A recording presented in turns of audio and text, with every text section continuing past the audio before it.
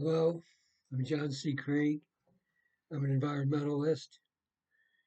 I know I said yesterday in our video on resources that I was going to take a break for a while, and I truly wanted to, but I lost sleep last night because I didn't have my facts straight. And I'm the guy that says you have to have your facts straight. So, some house cleaning from that. The Ocala Aquifer does not run under 11 western states, it runs under 8. But an excuse I can offer is when you start these videos and you stop them, you have to start completely over again. And I was a little unsure of that, and I took a stab at it. It's never good. It was later in the video, so I let it go. But I can't live with myself. I got to have my facts straight. So those 8 states that aquifer runs under are South Dakota, Nebraska, Wyoming, Colorado, Kansas, Oklahoma, New Mexico, and Texas. Its original boundaries that when they began to record it was 174,000 square miles. That's an area in excess of the size of the state of California. And it's predicted to run dry in 2060. You know, 34 years. Kind of important. And nobody that I know of has any good suggestions on what to do, except for the Carolina to California aqueduct we were talking about yesterday. Um, Name of this video is going to be Environmentalism, the Sacred Places. And I want the determiner of what the sacred places are to be you.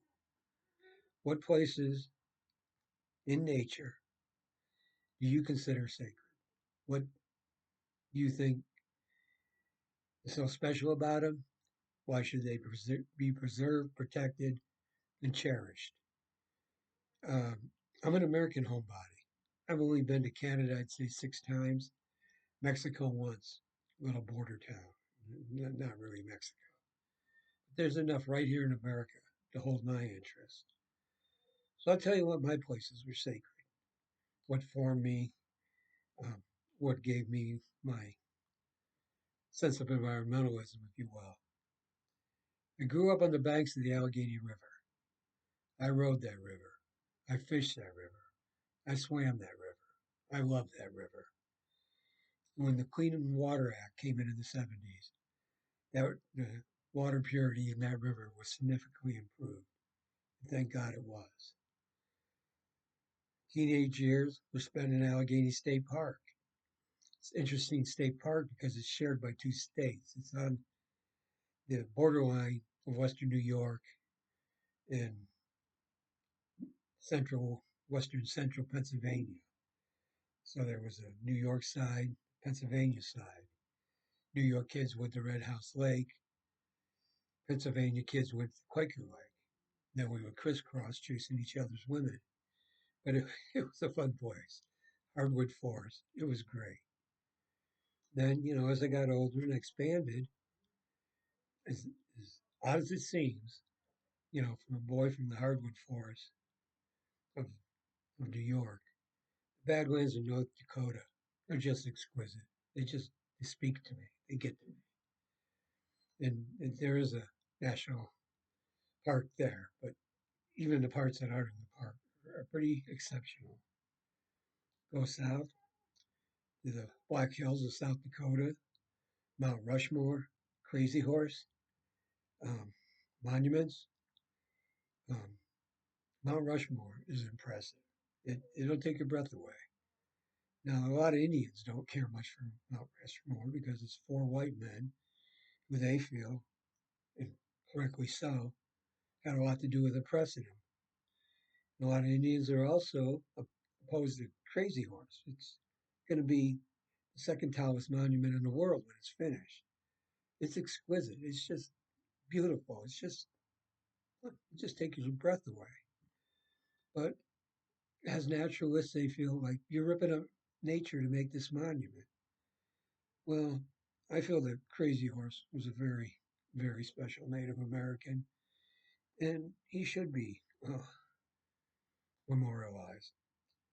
So that place is sacred to me. Then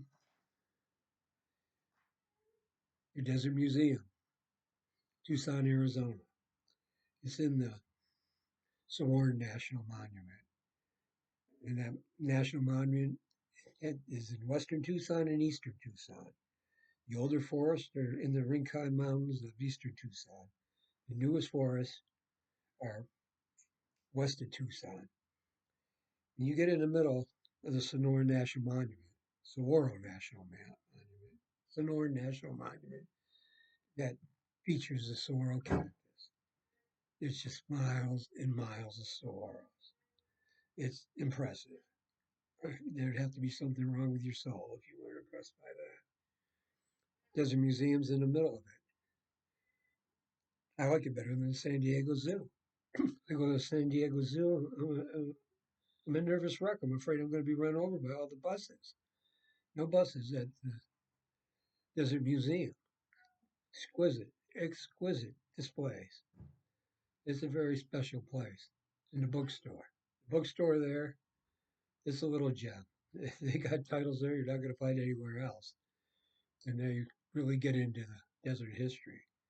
A lot of Gary Paul Mablin's books are there. And he's a very special writer about the Southwest. You got the Redwood Forest in California. Truth of the matter is, I haven't seen Yosemite. Little sister wants to come out and go in June. Her goal is to see every national park there is. Pretty good goal. Um, my most sacred of all sacred places are arboretums and botanical gardens.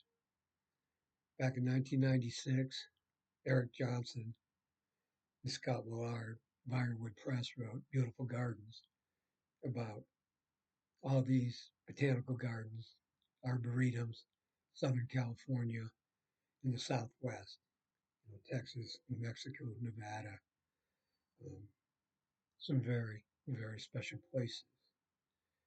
Eric Johnson was considered in the Palm Springs area as a grand old man of the landscape architectural profession. And he wrote a lot of books that are very specific to region. And I've been thinking that in promoting that we start mapping the United States of America on a square mile basis and giving it a ranking as to environmental purity. Create a criteria from 1 to 10. What's the worst of the worst? And what's the best of the best? Theory being that 1 through 9, if you can raise it 1 point, that would be good. 2 points would be great. 3 would be exceptional. That way, the whole environmental purity of the nation rises. So I'm also saying, landscape architects, let's start writing books that are specific to the area where you practice. Some of them are doing it, but it's not enough. It's not countrywide. Do it on a 1 county to 3 county basis. Identify all the natural plants in that area that can be used in designs. Um, not going to be big sellers, but it would really help the environment.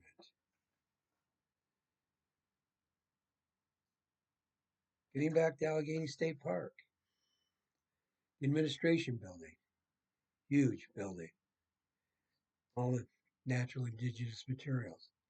It was built by the Civilian Conservation Corps that I've been pleading, begging, bring it back, it's got to come back. Well, nobody's listening. Biden came close with the Climate Corps. It was kind of a similar theory, but it didn't have as much backing. CCC was in existence from 1933 to 1942, 9 years. Only real reason it got disbanded was because of World War II. Able-bodied young men we needed for the war effort. Planted over 2 billion trees. Well, they also did construction projects like that administration building. You go in there and the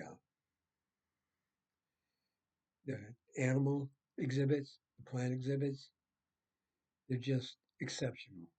It's just considering what they had to work with back then, they really did a bang up job. So Climate Corps, Trump and Musk, they couldn't have that. I guess that's kind of at the heart of what I'm doing here. I'm trying to press upon you. We can't count on government. We really can't. Douglas Calumet, um, professor of environmentalism at Delaware University, he wrote Nature's Best Hope. He's advocating for a homegrown national park. Government won't protect our places, then we're going to we have to fight the battle in the environment of our backyards, and it looks like we're going to have to. Well, then we better start planting trees and native species to support the wildlife that depend on them. So I want to ask you, think about it.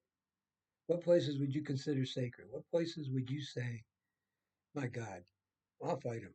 I don't want him to take this. I don't want him to get it. Needs protection, even if it's compromised. What places would you like to see the environmental level of environmental purity raised? Everybody has a different concept. I said in the video that's on the website, Kriya Kovalskill, what about where you live? What about where you set your roots? Can that place have its level of environmental purity raised? Because not everybody's going to get to see a national park, but you see where you live on a daily basis. And I think the question is, can it be improved? Could it be improved to the point where you consider it sacred? So, okay, um, maybe I'm preaching to the choir, but I hope the choir starts listening. And with that, I'll say environmentalism is not dead.